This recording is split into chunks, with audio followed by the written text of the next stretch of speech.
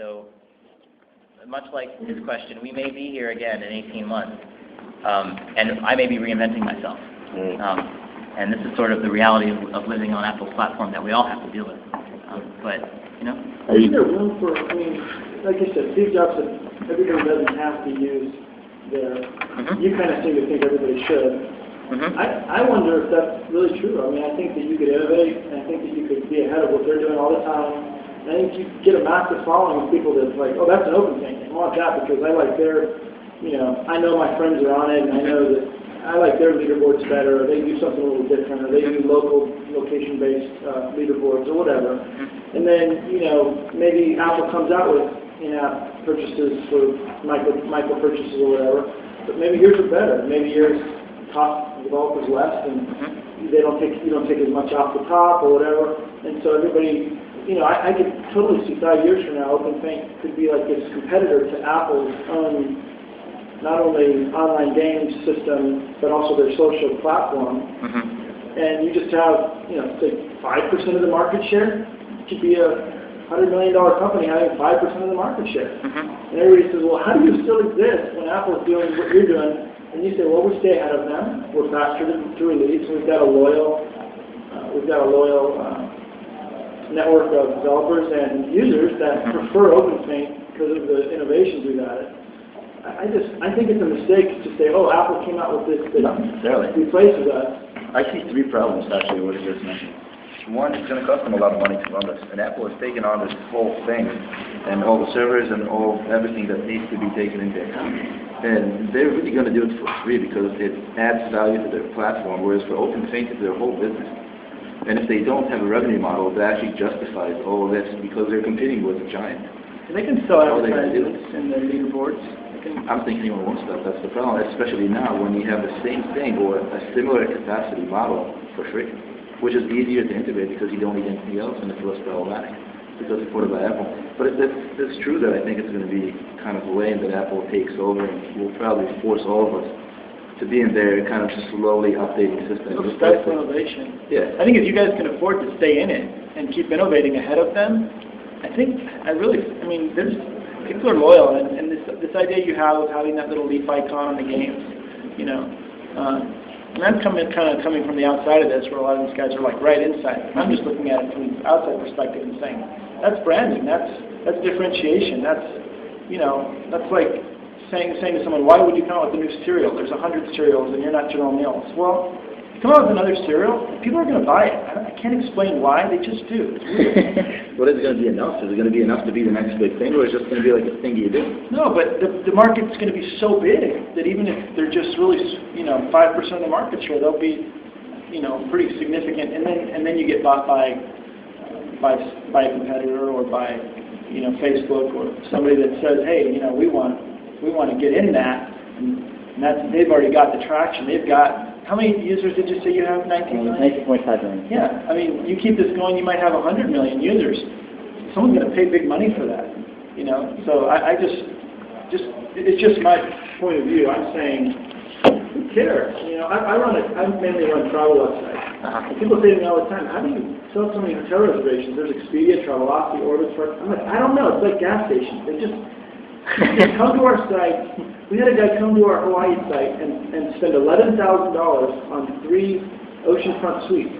Give us his credit card. Never heard of us before. Just found us on Google. And just put in $11,000. I saw the order and I'm like, why is that? Why would somebody come to my little travel site? Yeah, what's the psyche behind it? Yeah. What's the psyche? Well, it's just consumers like options. They like brand options. That's why there's so many beverages. That's why there's so many cereals. And I think you guys have a great brand. And I think just the fact that Apple's going to kind of say, oh, we're going to do what they're doing so they don't have to do it anymore. I say you keep doing it. I think you innovate ahead of them. And I think you'd be surprised. A lot of people will stick with it. There's also a technical question. When they allow it. So that was kind of the control freak. Well, they're allowing it now, and I think there would be a legal precedent for them to disallow something that's... It's not busy, I mean. But that's just something to think about. Like I said, I had somebody tell me, oh, you should, now Hotels.com is doing this new, special where like, it doesn't affect me. People just keep coming to our site and booking hotel rooms. I don't know why. I can't explain it. Yeah, no, it's interesting. I think that it's a good point, but I would actually argue that the difference is that in this particular space, there is value for, like, there's something that we call the network effect, where by people being somewhere, there's more value for you to go to that place, right? And this is like why Facebook is now like owning the world, is because there are 400 million people on Facebook. Why would, if anyone that you know is using Facebook, why go somewhere else, right? But the people do. There's others. Oh, sure, there are tons of others, but the difference, of course, is that Facebook and Orkut and Bebo and all these other things, they all sit on top of effectively like a federated platform that nobody owns, right? Here, we sit on top of a platform owned by a company called Apple. And Apple just said, Game Center. And I fully expect now all the players to go to Game Center. The big game developers like PopCap and EA, they're going to use Game Center. And then all the players are going to get Game Center games. And then you guys are going to say, oh, we should put Game Center in our game because that's what all of our players have, because they all play Scrabble and, you know, Plants vs. Zombies. And then everyone moves to Game Center. So I think that there's actually, and I think there's a lot of value in that, because quite frankly, as a gamer, I'm kind of frustrated when a game is using like some random social network that I've never heard of, because there are like 18 of them now. So there's real value in having one. But to your point, I think we will continue to innovate to the extent that Apple allows us to. But the way that I view it is that they've taken, you know, like you mentioned, the burden of running the service and the cost off of us.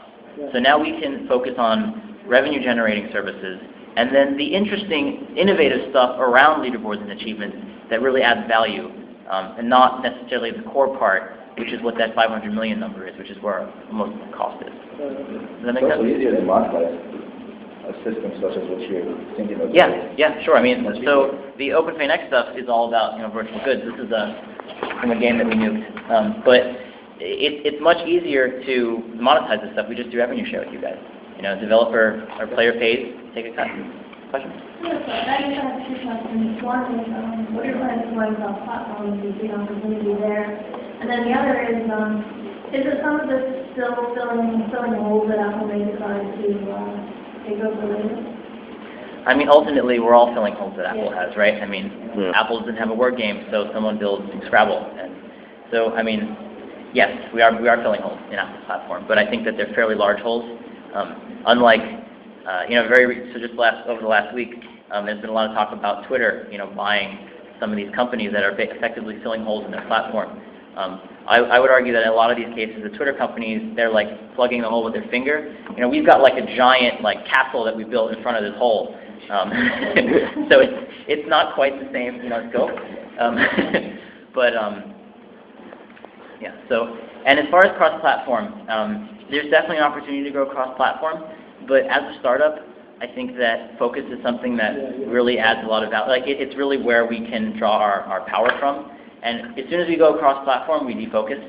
And a lot of what makes the iPhone special is the user paradigms are slightly different, and the way that you interact with it are slightly different than any other device that you've used except now, the iPad. And the demographics are different. And the demographics are different, and it's just the whole experience it's very iPhone. And to the extent that we go cross-platform, at this point, I feel like there's so much more opportunity to capitalize on, you know, on this hill, that going to the other hill, it's just we're defocusing and it's missing out on opportunity. Why do you consider yourself still a startup? Like, we're not profitable. You're not profitable. I mean, we don't have like I mean, we have revenue, but it's, you know, right now, Aurora Feint, we have 30 people working on this thing. Yeah. So, you know, our burn it's in the hundreds of thousands of dollars each month, and we're not bringing in, I mean, we're not profitable. So, you know, we have venture funding, we have lots of interest, we're going to be around, but the point of all of this is to become a stable business that provides value for customers, which people pay for. At that point, we're no longer a startup. Gotcha. At least that's how I look at it. So you thought about revenue in the long tail of your business? Yeah. Okay. Yeah. Sort of like Twitter, I guess. Yeah, it's kind of Silicon Valley style. Yeah, absolutely. Virtual goods thing, is that available now in the Feint